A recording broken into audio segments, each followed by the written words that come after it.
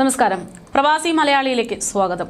കഴിഞ്ഞ ദിവസം Jordan Israel അതിർത്തിയിൽ വെച്ച് ജോർദാൻ സൈന്യത്തിന്റെ വെടിയേറ്റ് മരിച്ച മലയാളിയായിട്ടുള്ള തോമസ് ഗബ്രിയേൽ പെരേരയുടെ മരണവുമായി ബന്ധപ്പെട്ട് കൂടുതൽ വിവരങ്ങൾ പുറത്തു വന്നിരിക്കുകയാണ്. ജോലി തട്ടിപ്പിന്റെ ഇരയായിട്ടാണ് ഇയാളെ വിദേശത്തേക്ക് എത്തിച്ചത് എന്ന വിവരങ്ങളാണ് ഇപ്പോൾ ഇതുമായി ബന്ധപ്പെട്ട് പുറത്തുവരുന്നത്. BBC ആണ് ഈ കാര്യങ്ങൾ റിപ്പോർട്ട് ചെയ്തിരിക്കുന്നത്. തോമസ് ഗബ്രിയേൽ പെരേരയ്ക്കൊപ്പം അയൽവാസിയായിട്ടുള്ള എഡിസൺ ചാൾസിനും വെടിയേറ്റിട്ടുണ്ടായിരുന്നു. ഫെബ്രുവരി 10-നാണ് ഇയാൾക്ക് വെടിയേറ്റതെന്നതാണ് ഇന്ത്യൻ എംബസി ഗബ്രിയേലിന്റെ കുടുംബത്തെ അറിയിച്ചത്.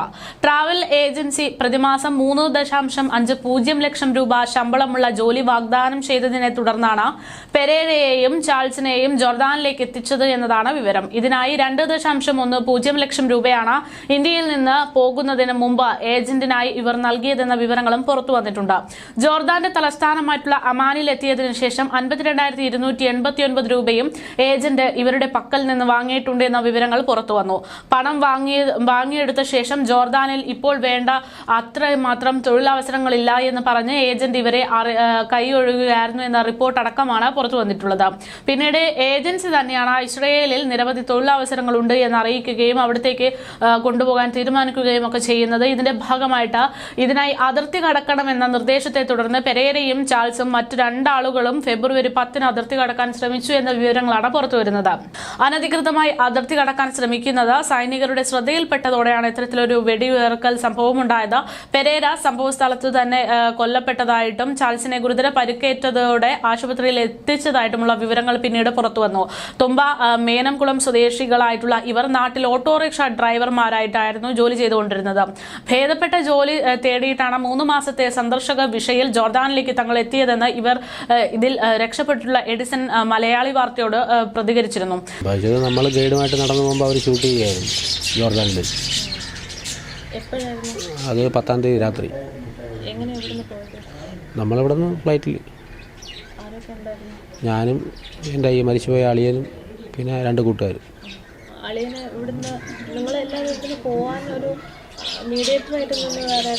ബിജു എന്ന് പറയുന്നത് നമ്മളൊരു ഫ്രണ്ടാണ്. നമ്മളിവിടെ നിന്ന് കൊണ്ടുപോവുകയായിരുന്നു. പൈസ കൊടുത്തായിരുന്നു. ഞാൻ അക്കൗണ്ടിൽ 2,10,000 രൂപ കൊടുത്തായിരുന്നു. ബാക്കി അവൻ ഡോളർ എടുക്കാൻ പറഞ്ഞ് ഒരു $600 എടുത്തായിരുന്നു. 54-53 രൂപ അടുപ്പിച്ചായി. അതുപോലെ ആയിരിക്കാം. തോമസ് എത്ര കൊടുത്തെന്ന് എനിക്കറിയത്തില്ല, ഞാൻ ചോദിച്ചില്ല.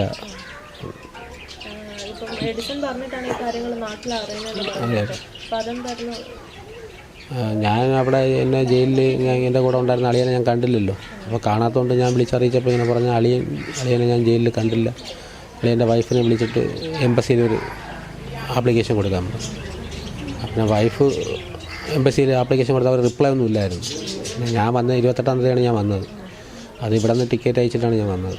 അപ്പോൾ ഞാൻ വന്നതിന് ശേഷമാണ് അവർ റിപ്ലൈ കൊടുക്കുന്നത്. ജോലി അങ്ങനെ ഒന്നും പറഞ്ഞിട്ടില്ല. ഇന്ന ജോലിയാണെന്നൊന്നും പറഞ്ഞിട്ടില്ലായിരുന്നു. എന്തെങ്കിലും ജോലി, എന്ത് ജോലി അറിയാമെന്ന് ചോദിച്ചാൽ ഞാൻ പറഞ്ഞിങ്ങനെ എനിക്ക് ഡ്രൈവിംഗ് അറിയാം, പിന്നെ പെയിൻറ്റിങ്, പ്ലംബിങ്, വയറിംഗ് ഒക്കെ അറിയാം എന്ന് പറഞ്ഞാൽ. തിരിച്ച് അല്ല എന്നെ ജയിലിലിട്ടിട്ട് ജയിലിൽ ഇവിടെ നിന്ന് ടിക്കറ്റ് അയച്ചാലേ അവിടെ നിന്ന് പുറത്ത് വിടുകയുള്ളൂ. അപ്പോൾ ഇവിടെ നിന്ന് എൻ്റെ അനിയ ഇടപെട്ട് ടിക്കറ്റ് അയച്ചിട്ട് അവിടെ നിന്ന് എന്നെ എയർപോർട്ടിൽ കൊണ്ട് ഫ്ലൈറ്റിൽ കൊണ്ട് അവർ തന്നെയാണ് കൊണ്ടിരുത്തിയത് പോലീസ്. അവർ കൊണ്ടുവന്ന് എയർപോർട്ട് പോലീസിനോട് എയർപോർട്ട് പോലീസ് ഫ്ലൈറ്റിനകത്ത് കൊണ്ടിരിക്കും. ഞാൻ ഡ്രൈവറാണ്, വണ്ടി എന്നെ ഓടിക്കും. തോമസിനെ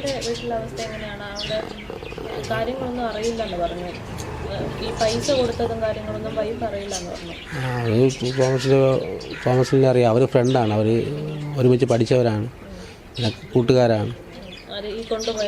കൊണ്ടുപോയ ബിജു ഇല്ല, അതിനുശേഷം കണ്ടിട്ടില്ല. പ്രശ്നങ്ങൾ സംഭവിക്കുമ്പോൾ ഇല്ലായിരുന്നു. ഇവൻ നമ്മളെ കൊണ്ടുപോയി വേറെ ഗൈഡിൻ്റെ കയ്യിൽ കൊടുക്കുകയായിരുന്നു. നമ്മളെ 2 പേരെയും കൊണ്ട് വേറെ ഗൈഡിനോട് ഏൽപ്പിച്ചപ്പോൾ ആ ഗൈഡും വേറെ ശ്രീലങ്കയിലെ 2 പയ്യന്മാരുണ്ടായിരുന്നു. അങ്ങനെ നമ്മൾ 5 പേരൂടെ പോകുമ്പോഴാണ് അവർ ഷൂട്ട് ചെയ്യുന്നത്.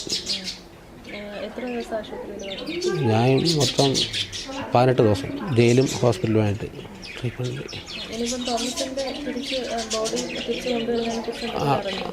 തിരിച്ച് കൊണ്ടുവരുമെന്നാണ് പറയുന്നത്. എല്ലാവരും ഇടപെട്ടിട്ടുണ്ട്, കേന്ദ്രം ഇടപെട്ടിട്ടുണ്ട്. അപ്പോൾ ബോഡി തിരിച്ച് കൊണ്ടുവരുമെന്നാണ് ഞാൻ അറിഞ്ഞത്.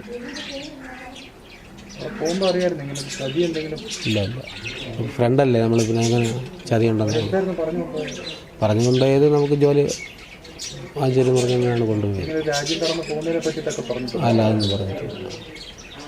പട്ടാളമൊന്നും അറിയത്തില്ലായിരുന്നു. ഇല്ല, നമുക്കറിയത്തില്ലായിരുന്നു. അറിയാമെങ്കിൽ നമ്മൾ ഇതൊന്നും കയറി കൊടുക്കും. ബിജുവിനെ പിന്നെ കോൺടാക്ട് ചെയ്യാൻ ശ്രമിച്ചില്ലേ? ബിജുവിനെ കോൺടാക്ട് ചെയ്യാൻ ശ്രമിച്ചു. ഞാൻ വരുമ്പോൾ ഞാൻ വന്നത് കൊച്ചി എയർപോർട്ടിലാണ് കൂടെ. അപ്പോൾ ഞാൻ വരുന്ന വഴിക്ക് കോരാണിയിൽ വെച്ച് വിളിച്ചായിരുന്നു. വിളിച്ചപ്പോൾ പറഞ്ഞു അത് എന്താണ് നടന്നതെന്ന് 2 മിനിറ്റിൽ പറയാൻ പറഞ്ഞു. ഞാൻ പറഞ്ഞു ഞാൻ ഇത്ര അനുഭവിച്ചിട്ട് നിൻ്റെ അടുത്ത് 2 മിനിറ്റിൽ അത് ഞാൻ പറഞ്ഞു തരണം, അവൻ ജോലിക്ക് എന്തോ നിൽക്കണം എന്ന് പറഞ്ഞ് കോള് കട്ട് ചെയ്തു. അതിനുശേഷം ഇന്നലെ രാത്രി എന്നെ വിളിച്ചിട്ട് പറഞ്ഞു അത് നീ എന്തിനും ചാനലുകാരുടെ അടുത്ത് ആവശ്യമില്ലാത്ത കാര്യങ്ങളൊക്കെ പറയുന്നത്. ഞാൻ പറഞ്ഞു നീ കണ്ടില്ലല്ലോ, ഞാനാണല്ലോ അനുഭവിച്ചത്. ഞാൻ എന്ത് അനുഭവിച്ചിട്ടുണ്ടോ അത് തന്നെയാണ് ഞാൻ ചാനലുകാരോട് പറഞ്ഞിട്ടുള്ളത്, വേറെ ഒന്നും പറഞ്ഞിട്ടില്ല എന്ന് പറഞ്ഞ് കോള് കട്ട് ചെയ്തു. അതിനുശേഷം റിപ്ലൈ ഒന്നുമില്ല. വാട്സാപ്പിലാണ് വിളിച്ചത്.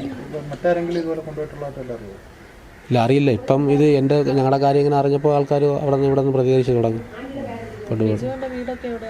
ബിജുവിൻ്റെ വീട് ഇങ്ങോട്ടാണ്. ആൾക്ക് ഇത് തന്നെ പണി, വിദേശമായിട്ട് ഇങ്ങനെ ആൾക്കാരെ കൊണ്ടുപോകും. നാട്ടിൽ വരും, ഇതുപോലെ കൊണ്ടുപോകും, വരും. ഞാൻ അറിഞ്ഞത് അങ്ങനെയാണ്. ഇല്ല, വന്നില്ല. എന്നെയാണ് ഫസ്റ്റിൽ ഷൂട്ട് ചെയ്യുന്നത്. അപ്പോൾ തന്നെ എൻ്റെ ബോധം പോയായിരുന്നു. പിന്നെ ഞാൻ ഇത് അവർ ക്യാമ്പിൽ ട്രീറ്റ്മെൻറ്റ് ചെയ്യുമ്പോഴാണ്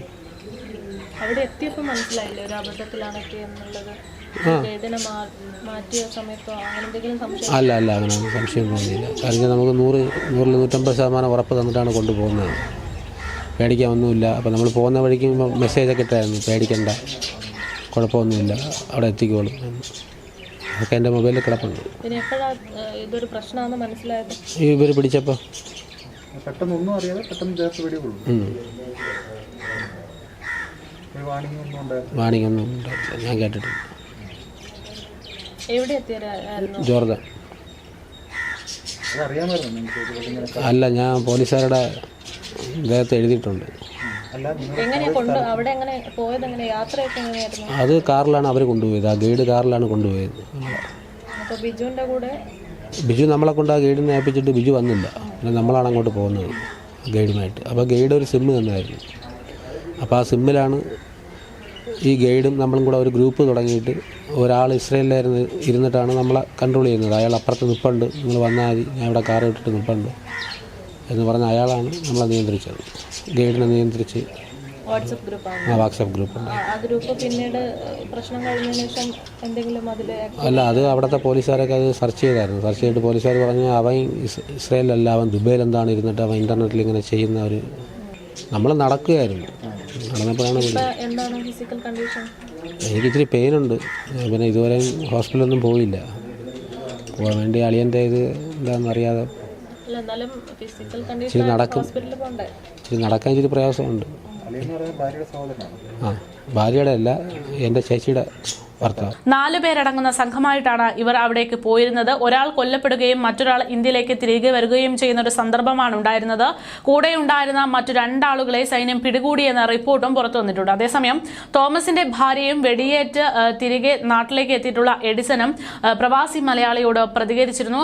അവരുടെ പ്രതികരണത്തിലേക്ക് പോകാം. ഫെബ്രുവരി 5-ാം തീയതി ജോർദാനിൽ പോകണമെന്ന് പറഞ്ഞിട്ട് ഇവിടുന്ന് പോയതാണ്. 6-ാം തീയതിയാണെന്ന് തോന്നുന്നു. അവിടെ എത്തിയെന്ന് സേഫായിട്ട് എത്തിയിട്ടുണ്ടെന്ന് പറഞ്ഞു. ഞങ്ങൾ റൂമിലാണെന്നും പറഞ്ഞു.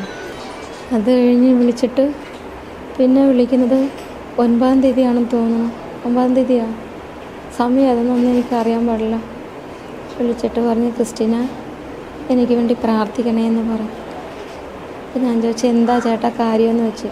നീ എനിക്ക് വേണ്ടി പ്രാർത്ഥിച്ചാൽ മതി എന്ന് പറഞ്ഞു. അതിന് വേറെ എനിക്കൊന്നും അറിയില്ല. പോയപ്പം പറഞ്ഞിട്ട് തന്നെയാണ് പോയത്. ജോർദാനിൽ പോകുന്നെന്ന് പറഞ്ഞ് വിസിറ്റിങ്. അങ്ങോട്ട് കൊണ്ടുപോയായിരുന്നു അറിഞ്ഞുകൊണ്ട് അവർ കുറച്ച് പേര് ചേർന്ന്. എൻ്റെ കസിൻ്റെ മോനുണ്ടായിരുന്നു, അവനായിട്ട് പോയതെന്ന് എനിക്കറിയാം. അറിയുന്നത് ഇങ്ങനെ തലയിൽ വെടി വെച്ച് മരണപ്പെട്ടെന്നാണ് ഞാൻ അറിഞ്ഞത്.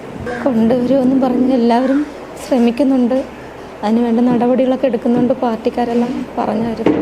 അവിടെ നിന്ന് ഞാൻ 24-ാം തീയതി മെയിൽ അയക്കുന്നു, 28-ാം തീയതി മെയിൽ വരുന്നു. പക്ഷെ ഞാൻ 28-ാം തീയതി നോക്കിയിട്ടും ഞാൻ കണ്ടില്ലായിരുന്നു. പിന്നെ 1-ാം തീയതി ഞാൻ വൈകിട്ട് നോക്കിയപ്പോഴാണ് മെയിൽ കിടക്കുന്നത് കണ്ടത്. അപ്പോൾ അതിലാഴ്ചയാണ് ഞാൻ അറിഞ്ഞത് ഇങ്ങനെ വെടി കൊണ്ടതായിട്ട് ഇങ്ങനെ ഒരു ഹോസ്പിറ്റലിൽ ഇട്ടിക്കുക എന്നും പറഞ്ഞിട്ട് മെയിൽ വന്നത്. ഇവിടെ ആരല്ല വേറെ വീട്ടിൽ? ഞാൻ എൻ്റെ ഹസ്ബൻഡ് മാത്രമേ ഉള്ളൂ. ഇതിനൊക്കെ ആരാ സഹായിച്ച് മെയിൽ അയക്കാനും പറഞ്ഞു? മെയിൽ അയക്കാൻ എൻ്റെ ചേച്ചിയുടെ മോനായി സഹായിച്ചത്. പഠിക്കുന്ന +2 കഴിഞ്ഞ് നിൽക്കുന്ന ചെറുക്കൻ. ഇവിടെ എന്തായിരുന്നു ചേട്ടന് ജോലി? ഓട്ടോ ഡ്രൈവറായിരുന്നു.